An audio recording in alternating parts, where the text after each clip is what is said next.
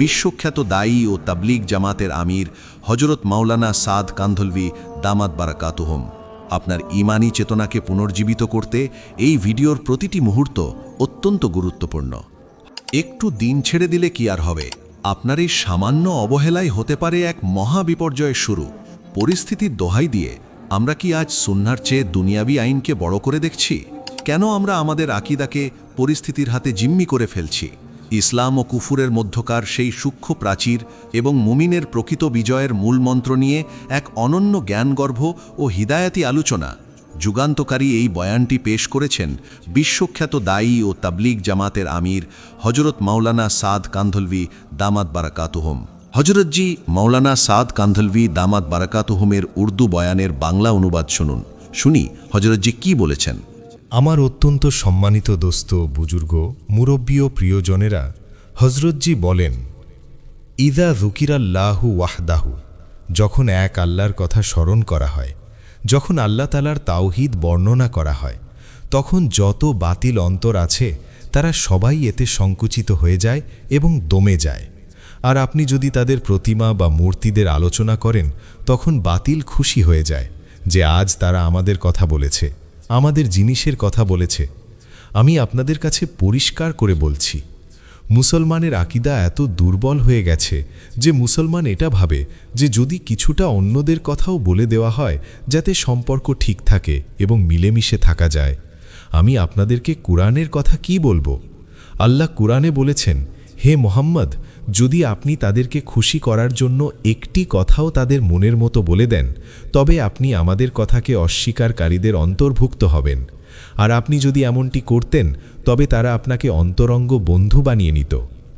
আজ মুসলমান তো এটাই চায় যেন এমন বিষয়গুলো ছেড়ে দেওয়া হয় যার কারণে ইসলাম ও কুফরের মধ্যে কোনো পার্থক্য বা মতভেদ সৃষ্টি হচ্ছে, যেন তা ছেড়ে দিয়ে বন্ধুত্ব কায়েম হয়।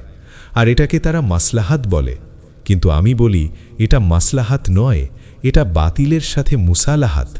এটা মাসলাহাত নয়, বাতিলের সাথে আপোষ। আল্লাহ কোরআনে পরিষ্কার বলেছেন, ওয়া ইন কাদু লা ইফতিনুনাকা আনিল্লাযী আওহাইনা ইলাইকা। আর আপনি যদি তাদের মনের মতো একটি বিষয়েও হ্যাঁ বলে দিতেন তবে তারা আপনাকে বন্ধু বানিয়ে নিত। আর যদি আমি আপনাকে অবিচল না রাখতাম, আর এটি আপনার ওপর আমার অনুগ্রহ যে আমি আপনাকে অবিচল রেখেছি, যদি আমি আপনাকে অবিচল না রাখতাম আর আপনি তাদের কোনো কথার দিকে সামান্য ঝুঁকে পড়তেন, তবে কোরআন বলছে, আল্লাহ বলছেন, হে মোহাম্মদ, তবে আমি আপনাকে দুনিয়াতেও দ্বিগুণ আযাব দিতাম এবং আখেরাতেও দ্বিগুণ আযাব দিতাম। চিন্তা করে দেখুন আপনি। আমার মন চায় আপনাকে এই ঘটনাটি শোনাই, কারণ মুসলমানদের মধ্যে বিশ্বজুড়ে তাদের অন্তরে বাতিলের জন্য একটি কোণ আছে, তাদের মস্তিষ্কে বাতিলের জন্য একটি জায়গা আছে। তারা বলে, ঠিক আছে, তারা যদি আমাদের একটি সুন্নত পালন থেকে আইনের মাধ্যমে বাধা দেয়, তবে এই সুন্নত ছেড়ে দিলে কি আর ক্ষতি হবে? যদি তারা আমাদের ফরজ পালনে বাধা দেয়, তখন দেখা যাবে। অথচ মুসলমানদের এটা জানা উচিত যে আজ যদি আপনি কোনো আমলকে ছোট মনে করে ছেড়ে দেন যে এর তেমন গুরুত্ব নেই, তবে কাল এই আমল ছেড়ে দেওয়াই আপনাকে ফরজ কাজগুলো ছাড়িয়ে দেবে। আমি আপনাদের বলছি, রাসূলুল্লাহ সাল্লাল্লাহু আলাইহি ওয়াসাল্লাম বাইতুল্লাহ তাওয়াফ করার সময় প্রতি চক্করে হাজরে আসওয়াদ চুম্বন করতেন। প্রতি চক্করে। এটি আপনার প্রিয় ছিল, হাজরে আসওয়াদ। কেন আসওয়াদ? এর নাম আসওয়াদ এ কারণে নয় যে এটি কালো। মানুষ একে আসওয়াদ বা কালো পাথর বলে, যদিও এটি কালো পাথর হওয়ার কারণে আসওয়াদ নয়। যদি এই পাথর আসমান বা জান্নাত থেকে কালো হয়ে আসতো, তবে বলা হতো যে হ্যাঁ, এ কারণেই এটি আসওয়াদ। এটি আসওয়াদ এ কারণে নয় যে এটি দুনিয়া ও জান্নাতের সমস্ত পাথরের সর্দার, এ কারণেই এটি আসওয়াদ। এই আসওয়াদ শব্দটি এসেছে সিয়াদাত থেকে, নেতৃত্ব থেকে। জি হ্যাঁ, কালো হওয়ার কারণে নয়। এটি তো পরে কালো হয়েছে গুনাহগারদের হাতের স্পর্শে এবং ঋতুবতী নারীদের স্পর্শে। অন্যথায় এটি দুধের চেয়েও বেশি সাদা ছিল। আমি মাঝখানে আপনাদের বলে দিই, রাসূলুল্লাহ সাল্লাল্লাহু আলাইহি ওয়াসাল্লাম কাবা শরীফের প্রতিটি তাওয়াফের চক্করেই হাজরে আসওয়াদ চুম্বন করতেন। মুশরিকরা যখন দেখল যে তিনি এই আমলটি খুব পছন্দ করেন, আপনারা আমার এই কথাটি মনে রাখবেন, আল্লাহ করুন যেন আপনাদের মনে থাকে। বাতিল শক্তি সবসময় এটাই দেখে যে আপনার কাছে প্রিয় জিনিসগুলো কি কি। তখন তারা আইন বানিয়ে আপনাকে আপনার সেই প্রিয় আমলগুলো থেকেই দূরে সরিয়ে রাখতে চায়। তারা বলে এটিই আইন। মানুষ বলে এটিই তো আইন, আমাদের আর কি করার আছে। আজকাল মুসলমানদের অবস্থা, এমনকি আলেমদেরও অবস্থা এমন হয়েছে যে তারা আল্লাহের আইন কানুনুল্লাহকে মখলুকের তৈরি আইনের চেয়ে বেশি গুরুত্ব দিচ্ছে। তারা একে ওজর হিসেবে পেশ করে। আল্লাহ বলেন, আমি তোমাদের এই ওজর বা মাজবুরি ততক্ষণ মানব না যতক্ষণ না তোমরা এর বিরুদ্ধে চেষ্টা বা সংগ্রাম করবে। এই কারণেই কুরআন স্পষ্টভাবে ঘোষণা করেছে যে যারা দিন বাঁচানোর চেষ্টা বা ফিকির করে না, তাদের রাসূলুল্লাহ সাল্লাল্লাহু আলাইহি ওয়াসাল্লামের প্রতি প্রকৃত ভালোবাসা নেই। আমি কসম খেয়ে বলতে পারি, আপনারা হয়তো বলবেন দিনের দাওয়াত দেওয়া বা তাবলীগ করা ফরজ নয়, কিন্তু কুরআন বলছে যদি আপনি দিন কায়েমের চেষ্টা না করেন তবে আপনি ফাসিক। আমি কুরআনের আয়াতের অনুবাদ করছি। কুরআন বলছে আল্লাহ ও তার রসুলের ভালোবাসার ফয়সালা কেবল আপনাদের আত্মীয় স্বজন, ব্যবসা বাণিজ্য বা ঘরবাড়ির উপর ভিত্তি করে হয় না। কুরআন এখানে দ্বিতীয় একটি শর্ত দিয়েছে, জিহাদ ফি সাবিলিল্লাহ। যারা নির্বোধ তারা জিহাদ বলতে কেবল কিতাল বা যুদ্ধ বোঝে। তারা মনে করে এগুলো কেবল যুদ্ধের আয়াত। আমি আরজ করছি, রাসূলুল্লাহ সাল্লাল্লাহু আলাইহি ওয়াসাল্লাম যখন হাজরে আসওয়াদ চুম্বন করতে চাইতেন তখন কাফেররা তাকে বাধা দিত। রাসূলুল্লাহ সাল্লাল্লাহু আলাইহি ওয়াসাল্লাম বাইতুল্লাহ তওয়াফ করার সময় প্রতি চক্করে হাজরে আসওয়াদ চুম্বন করতেন, প্রতি চক্করে। মুশরিকরা যখন দেখল যে ওনার এই আমলটি খুব পছন্দ, তখন আমার একটি কথা আপনারা মনে রাখবেন, বাতিল সবসময় এটা লক্ষ্য করে যে মুমিনদের কাছে কোন কোন জিনিসগুলো সবচেয়ে বেশি প্রিয়। তখন তারা আইনের দোহাই দিয়ে তাদের সেই প্রিয় জিনিসগুলো থেকেই বাধা দেয়। তারা রাসূলুল্লাহ সাল্লাল্লাহু আলাইহি ওয়াসাল্লামকে বলল, আমরা আপনাকে চুম্বন করতে দেব না, এটি আমাদের ক্ষমতা, আমরা অনুমতি দেব না। বর্তমান মুসলমানদের অবস্থা বিশ্বজুড়ে এখন এমন হয়ে দাঁড়িয়েছে যে তারা আল্লাহর আইনকে পেছনে ঠেলে দিয়ে মখলুকের তৈরি আইনকে আল্লাহর আইনের সামনে দাঁড় করিয়ে দিয়েছে। রাসূলুল্লাহ চুম্বন করতে চাইতেন, কিন্তু তারা বাধা দিত। এমন সময় মানুষ ভাবে, আসল তো তাওয়াফ করা, চুম্বন করা তো আর তাওয়াফের মূল অংশ নয়, এটা ছেড়ে দিই। আমি আপনাদের খুব মৌলিক একটি কথা বলছি। উম্মতে মুসলিমা বর্তমানে যে পরিস্থিতির মধ্য দিয়ে যাচ্ছে, আমি তারই একটি চিত্র আপনাদের সামনে তুলে ধরছি। কথাটি প্রাসঙ্গিক করার জন্য বলি, এক ব্যক্তি আবদুল্লাহ ইবনে ওমর রাদিয়াল্লাহু আনহুর কাছে এসে জিজ্ঞেস করল, হাজরে আসওয়াদ চুম্বন করার ব্যাপারে আপনার মত কি? তিনি বললেন, এটি সুন্নাহ। লোকটি বলল, সুন্নাহ তো ঠিক আছে, কিন্তু যদি অনেক ভিড় থাকে এবং আমি কাছে পৌঁছাতে না পারি তবে কি করব? উত্তরে আবদুল্লাহ ইবনে উমর রাদিয়াল্লাহু আনহু বললেন, তোমার এই যদি কিন্তু অর্থাৎ আগার মাগার ইয়েমেনে গিয়ে ফেলে আসো। আমাদের শরীয়ত এবং সুন্নাহের মধ্যে কোনো যদি কিন্তু চলে না। শুনুন আপনারা, যারা প্যান্ট পরেন, যারা দাড়ি কামিয়ে ফেলেন, আপনারা শুনুন, সেখানে কেবল হাজরে আসওয়াদ চুম্বনের একটি সুন্নাহ নিয়ে কথা হচ্ছিল। এক ব্যক্তি জিজ্ঞেস করল, ভিড় থাকলে কি হবে? সেখানে আপনি বলছেন সরকারের আইন এমন, পরিস্থিতির দাবি এমন। আপনি দেখুন, ভিড়ের কারণে সেই ব্যক্তি ভিড়কে ওজর হিসেবে পেশ করতে চেয়েছিল যে ভিড় থাকলে সুন্নাহ ছেড়ে দেব কিনা। এতেই আবদুল্লাহ ইবনে ওমর রাদিয়াল্লাহু আনহু রাগান্বিত হয়ে বললেন, শরীয়তে বা সুন্নাহের ক্ষেত্রে কোনো ওজর বা উজুহাত চলে না। অথচ আপনারা তো প্রতিটি পদক্ষেপে সুন্নাহকে জাবাই করছেন এই বলে যে আইন এটি। আমার মনে হচ্ছে আপনারা এই কুফরি বা বাতিল আইনের সহযোগী হয়ে গেছেন, কারণ বাতিল শক্তি এতেই খুশি যে আপনি নামাজ পড়েন, রোজা রাখেন, হজ জাকাত দেন, তাতে তাদের কোনো সমস্যা নেই। কিন্তু তাদের শর্ত হলো আমাদের বেশভূষায় এবং আমাদের নীতিতে এগুলো করতে হবে। আর মুসলমানও অবলীলায় বলছে, এতে আর সমস্যা কি? বাতিল চায় আপনি তাদের মতো হয়ে যান, আর আপনিও সেই পথেই পা বাড়াচ্ছেন। অথচ দিনের ক্ষেত্রে কোনো আপোষ চলে না। সুন্নাহকে আঁকড়ে ধরাই হলো মুমিনের আসল পরিচয়, পরিস্থিতি যেমনই হোক না কেন। ঘটনাটি এমন ছিল যে রাসূলুল্লাহ সাল্লাল্লাহু আলাইহি ওয়াসাল্লামকে হাজরে আসওয়াদ চুম্বন করা থেকে বিরত রাখা হয়েছিল। যখন কুরাইশরা দেখল যে আল্লাহর রাসূলের মনে এটি করার তীব্র আকাঙ্ক্ষা ও ব্যাকুলতা রয়েছে, তখন তারা বলল, ঠিক আছে, আমাদের একটি শর্ত আছে। আমাদের একটি শর্ত পূরণ করলে আমরা আপনাকে হাজরে আসওয়াদ চুম্বন করতে দেব। শর্তটি কি ছিল? শর্তটি ছিল, যখন আপনি বাইতুল্লাহর তাওয়াফ করবেন তখন বাইতুল্লাহর কোণায় আমাদের যে মূর্তিগুলো রাখা আছে তাদের সামনে মাথা নিচু করে যাবেন এবং তাদের গায়ে হাত বুলিয়ে যাবেন। এটিই আমাদের শর্ত। আপনি যদি এমনটি করেন তবে আমরা আপনাকে হাজরে আসওয়াদ চুম্বন করতে দেব। আমি আপনাদের খুব মৌলিক একটি কথা বলছি। উম্মতে মুসলিমা বর্তমানে যে পরিস্থিতির মধ্য দিয়ে যাচ্ছে, আমি তার একটি চিত্র তুলে ধরছি। আপনারা আমার কথার দিকে মনোযোগ দিন। সেখানে এমনটিই হয়েছিল তাকে হাজরে আসওয়াদ চুম্বন থেকে বিরত রাখা হলো এবং বলা হলো, আমরা যদি এটি করতে চাই তবে তারা শর্ত দেবে। তাদের শর্তটি ছিল আমাদের মূর্তিগুলোর সামনে মাথা নিচু করে অতিক্রম করা। রাসূলুল্লাহর মনে সামান্য একটু চিন্তা আসলো, কেবল একটি ধারণা হিসেবে, যে যদি অন্তরের দৃঢ় বিশ্বাস ঠিক রেখে কেবল তাদের দেখানোর জন্য এবং তাদের বোকা বানানোর জন্য মনের কোনো সায় না থাকলেও কেবল মাথা দিয়ে একটু ইশারা করে দেওয়া হয় মূর্তিগুলোর দিকে। এই চিন্তাটি তিনি মনে লালন করেননি বা এটি নিয়ে গভীরভাবে ভাবেননি, আর শিরকেরও কোনো ইচ্ছা ছিল না, নাউজুবিল্লাহ। কিন্তু এই সামান্য চিন্তাটি কেবল মনের ওপর দিয়ে বয়ে গিয়েছিল। কুরআন একে বলেছে শাইআন কালিলা। এখানে শাই মানে সামান্য কিছু এবং কালিল যোগ করে একে আরও সামান্য বোঝানো হয়েছে। এই সামান্য চিন্তার প্রেক্ষিতেই আল্লাহ তাআলা আয়াত নাজিল করলেন, ওয়ালাউলা আন সাব্বাতনাকা লাকাদ কিত্তা তারকানু ইলাইহিম শাইআন কালিলা।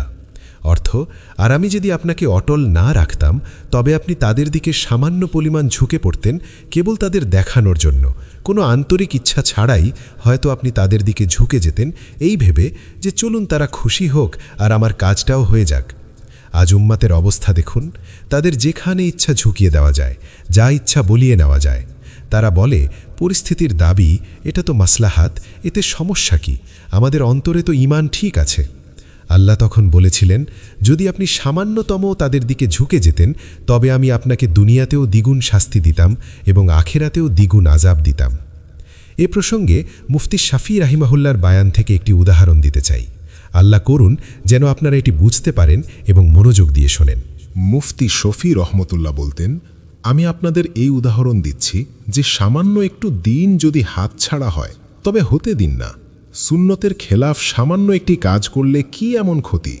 আমাদের তো নামাজ, রোজা, হজ, জাকাত থেকে কেউ আটকাচ্ছে না। এটি তো কেবল একটি সুন্নতের খেলাফ আইন, এটি ছেড়ে দিন। আমি আপনাদের বলছি, আজকাল এমন অনেক অল্প শিক্ষিত লোক পাবেন যারা এমন যুক্তি দেয়। তারা বলবে পরিস্থিতি এমন, এটা তো বাধ্যবাধকতা, মাজবুরি, কি আর করার আছে। মুফতি শফি উদাহরণ দিতেন যে যদি তুমি সামান্য একটু দিন এই ভেবে ছেড়ে দাও যে এতে কিছু হবে না, তবে তোমার বাকি দিনও বরবাদ হয়ে যাবে। এটি খুবই স্পষ্ট কথা। যে ব্যক্তি খাওয়া দাওয়া বা শৌচাগারের সাধারণ একটি সুন্নতকেও তুচ্ছ মনে করবে, সে ধীরে ধীরে ফরজ ইবাদত থেকেও বঞ্চিত হয়ে যাবে।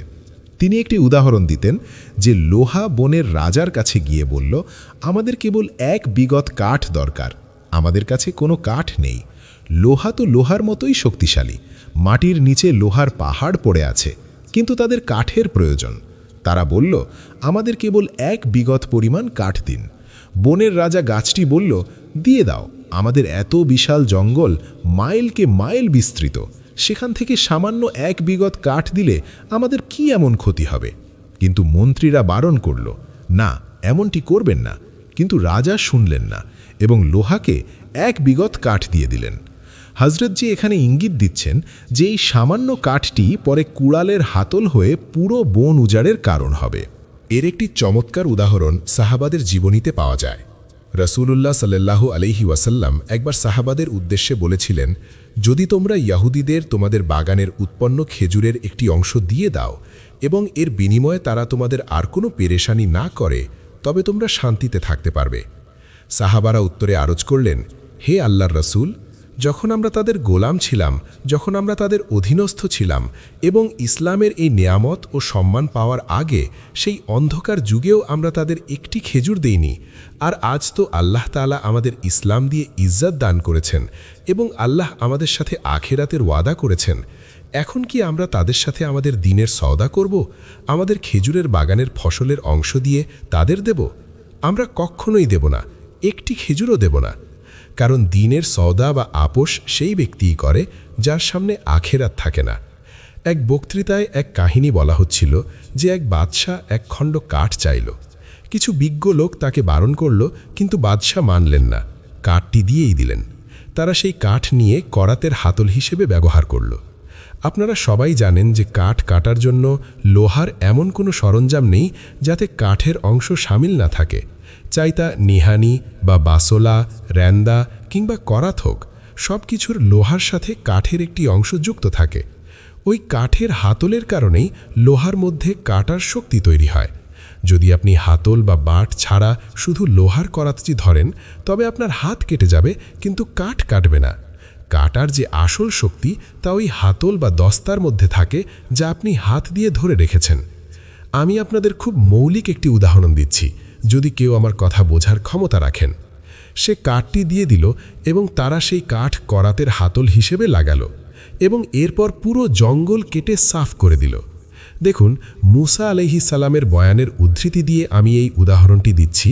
যদি আপনি এই ভেবে সামান্য দিন ছেড়ে দেন যে আচ্ছা এটুকু নিয়ে যাক, এতে আমাদের কি ক্ষতি হবে, তবে মনে রাখবেন এটাই পতনের শুরু।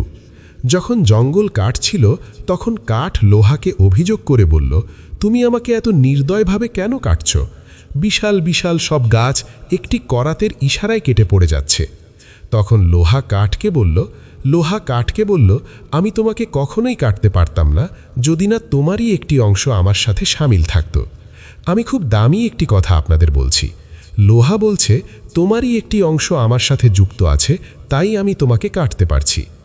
আমি খুব স্পষ্টভাবে আরজ করছি, যখন মুসলমানদের মধ্যে দুনিয়াবি স্বার্থের কারণে এই নিফাক সৃষ্টি হবে যে তারা জাতিগতভাবে মুসলমান হবে ঠিকই, কিন্তু তাদের চিন্তা চেতনা, ফিকির এবং কর্মের দিক থেকে তারা অন্যদের সাথে যুক্ত থাকবে, তখনই এই উদাহরণটি পুরোপুরি মিলে যাবে। অর্থাৎ আমাদেরই কিছু লোক যখন অন্যদের সাথে মিলে যাবে, তখন জঙ্গল কাটার মতো ধ্বংসলীলা চালানো সহজ হয়ে যায়। আমি আপনাদের উদাহরণ দিচ্ছি। আমার বন্ধু ও মুরব্বিগণ, আসল কথা হলো, যাদের নজর আল্লাহর ওয়াদার ওপর থাকে তাদের নজর পরিস্থিতির ওপর নয়, বরং শেষ পরিণতির ওপর থাকে।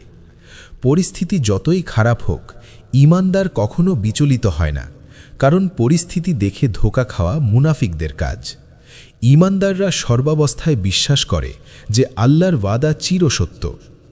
আমি আর্জ করছিলাম যে যখন রাসূলুল্লাহ সাল্লাল্লাহু আলাইহি ওয়াসাল্লামকে হিজরত করতে বাধ্য করা হলো, তিনি যখন বের হলেন তখন তাকে ধরার জন্য নাউজবিল্লাহ ঘোষণা করা হলো যে তাকে জীবিত বা মৃত ধরে নিয়ে আসবে তার জন্য 100টি উট পুরস্কার দেওয়া হবে। কিছু লোক এসে খবর দিল যে আমরা এক ব্যক্তিকে উপকূলের দিকে যেতে দেখেছি। সুরাকা বিন মালিক তৎক্ষণাৎ উঠে তার ঘোড়া ছোটালেন। তিনি সেই পথ ধরে চললেন এবং একসময় রাসূলুল্লাহ সাল্লাল্লাহু আলাইহি ওয়াসাল্লামের খুব কাছাকাছি পৌঁছে গেলেন। কেউ ভাবতে পারেন যে আল্লাহ তাআলা কেন তাকে গায়েব করে দিলেন না বা সুরাকাকে অন্ধ করে দিলেন না। না, কারণ আল্লাহর পক্ষ থেকে সাহায্যের বা নুসরতের যে পূর্ণতা তা মানুষের সাধারণ স্বভাব ও পরিস্থিতির সাথেই প্রকাশিত হয়। শুনুন আমি কি বলছি। নুসরতের কামাল বা পূর্ণতা বাশারিয়াতের সাথেই প্রকাশ পায়, অর্থাৎ শত্রু সামনে আছে, তার ওপর হামলা করার পূর্ণ ক্ষমতা ও সুযোগও তার আছে এবং সামনে কোনো দৃশ্যমান বাধাও নেই। ঠিক তখনই বোঝা যায় যে আল্লাহর গায়েবী সাহায্য আসলে কি জিনিস। সুরাকা যখন কাছে চলে এলেন, আবু বকর রাদিয়াল্লাহু আনহু কাঁদতে শুরু করলেন। রাসূলুল্লাহ সাল্লাল্লাহু আলাইহি ওয়াসাল্লাম জিজ্ঞেস করলেন, আবু বকর, কি হয়েছে? তিনি বললেন, হে আল্লাহর রাসূল, আমি আপনার জন্য কাঁদছি যে সে আপনার ওপর হামলা না করে বসে। আল্লাহ তাআলার ওয়াদা আছে যে যারা আল্লাহর পয়গাম মানুষের কাছে পৌঁছে দেয়, আল্লাহ তাদের সাথে দুটি কাজ করেন। এক, তাদের অন্তর থেকে গায়রুল্লাহর ভয় বের করে দেন, এবং দুই, আল্লাহর পক্ষ থেকে তাদের নিরাপত্তার ওয়াদা থাকে। আল্লাহর কালাম ওয়াল্লাহু ইয়াসিমুকা মিনান নাস, অর্থ আল্লাহ আপনাকে মানুষের অনিষ্ট থেকে রক্ষা করবেন। সুরাকা যখন আপনার দিকে অগ্রসর হওয়ার সংকল্প করল, তখন তার ঘোড়ার পা সেই পাথুরে শক্ত মাটির ভেতরে ঢুকে গেল। সে বুঝতে পারল যে এটি মুহাম্মদের দোয়া। সে তখন রাসূলুল্লাহ সাল্লাল্লাহু আলাইহি ওয়াসাল্লামের কাছে ক্ষমা চাইল। আপনি দোয়া করলেন এবং তার ঘোড়া মুক্ত হয়ে গেল। আমার আসল কথাটি হল, রাসূলুল্লাহ সেই মুহূর্তে সুরাকাকে ডেকে বললেন, সুরাকা, আমি তোমাকে বলছি, যদি তুমি এই দিন কবুল করে নাও, তবে কিসরা বিন হুরমুজের হাতের কঙ্কন বা চুড়ি তোমার হাতে থাকবে। এই ওয়াদা রাসূলুল্লাহ এমন এক মুশরিকের সাথে করলেন যে তলোয়ার ও খঞ্জর নিয়ে তাকে হত্যা করতে এসেছিল। শুনুন, একজন মানুষ মক্কা মুকাররমা থেকে লুকিয়ে বের হচ্ছেন, কিন্তু তার নজর আল্লাহর ওয়াদার উপর এমন অটল যে দিনের মাধ্যমে সফলতার যে ওয়াদা আল্লাহ করেছেন তাতে তার বিন্দুমাত্র সন্দেহ নেই। তিনি সুরাকাকে সেই চরম সংকটের মুখেও পারস্য বিজয়ের সুসংবাদ দিচ্ছেন। আমি আপনাদের সেই দ্বিতীয় ঘটনার কথা আরোজ করছি, যে আপনাকে হত্যা করতে এসেছে। আপনি তাকে বলছেন যে সম্রাট কিসরার চুড়ি তোমার হাতে থাকবে। আল্লাহ তাআলা সেই দৃশ্যটি দেখালেন। রাসূলুল্লাহ ও হজরত আবু বকরের ইন্তেকাল হয়ে গেল। হজরত উমরের যুগে যখন পারস্য বিজিত হল এবং সম্রাট কিসরার সেই সিন্দুকটি আনা হলো, যেখানে তার ব্যক্তিগত ব্যবহারের অলঙ্কার আদি ছিল, সাহাবারা যখন কেল্লা জয় করে সিন্দুকটি উমরের সামনে পেশ করলেন, তখন তিনি সেটি খুললেন। সামনে সুরাকা বিন মালিক রাদিয়াল্লাহু আনহু বসেছিলেন। হজরত উমর সেই কঙ্কনটি সুরাকার দিকে ছুঁড়ে দিলেন এবং বললেন, সুরাকা, নাও, সেই দিনের করা রাসূলুল্লাহর ওয়াদা আজ পূর্ণ হল। চিন্তা করুন, যাদের অন্তরে আল্লাহর ওয়াদার উপর বিশ্বাস থাকে তাদের নজর সব সময় ফলাফলের দিকে থাকে। খন্দকের যুদ্ধে যখন বড় পাথর সামনে পড়ল, খাওয়ার কিছু নেই, প্রচণ্ড শীত, শত্রু বেশি, ভয় বেশি, অথচ সাহাবারা সংখ্যায় কম, এমন পরিস্থিতিতেও রাসূলুল্লাহ সেই পাথর ভাঙার সময় আলোর ঝলকানিতে বললেন, আমাকে কায়সার ও কিসরার রাজপ্রাসাদ বিজিত হতে দেখানো হয়েছে। পরিশেষে মনে রাখবেন, মুমিনের সফলতা কোনো পরিস্থিতির কাছে নতি স্বীকারে নয়, বরং আল্লাহর ওয়াদার উপর অটল বিশ্বাসে। আসুন, ছোট বড় প্রতিটি সুন্নাহকে আঁকড়ে ধরে নিজেদের ঈমানকে মজবুত করি। মাওলানা সাদ সাহেবের এই হেদায়েতি বার্তাগুলো যদি আপনার উপকারে আসে, তবে চ্যানেলটি সাবস্ক্রাইব করে আমাদের পরবর্তী দ্বীনি আলোচনার সাথেই থাকুন। জাযাকাল্লাহু খাইরান।